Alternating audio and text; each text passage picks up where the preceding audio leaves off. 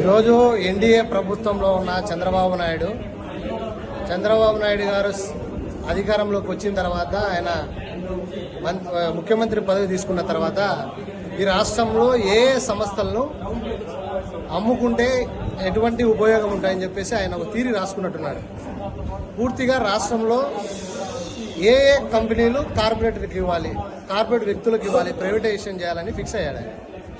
నిజంగా చంద్రబాబు నాయుడు గారికి పాలనలో దాదాపు 40 సంవత్సరాల నిజంగా ఆయనకి అనుభవం ఉంటే ఈ ఆర్టీసీ సంస్థను ప్రైవేటైజేషన్ చేయాలనేది మూర్ఖమైనటువంటి ఆలోచన అని చెప్పేసి మేము భావిస్తూ ఉన్నాం.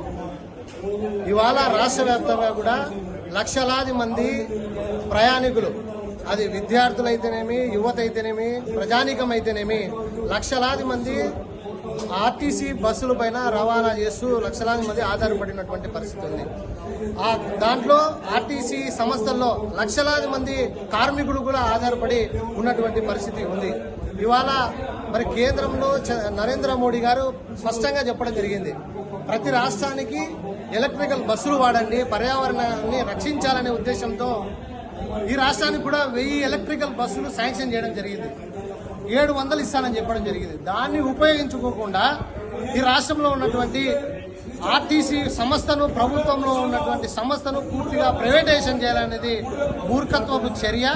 ఈయనకి నిజంగా చంద్రబాబు నాయుడికి వయసు రీత్యా చాదస్యం పెరిగిందని చెప్పేసి మేము భావిస్తూ ఉన్నాము. ఏళ్ల తరబడి సాధించుకున్నటువంటి ఆర్టీసీని ఇవాళ ప్రైవేటైజేషన్ చేయడం సరైనది కాదు.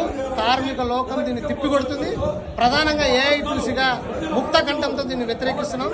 ప్రైవేటైజేషన్ ఆపాలి, ప్రభుత్వమే దీన్ని నిర్వహించాలని చెప్పేసి ఏఐటీసీగా ముక్త కంఠంతో చెప్తా ఉన్నాం. లేని పక్షంలో పెద్ద ఎత్తున కార్మికుల్ని ఐక్యం చేసి పోరాటాలకు సన్నద్ధమవుతామని చెప్పి సందర్భంగా తెలియజేసుకుంటా ఉన్నాం.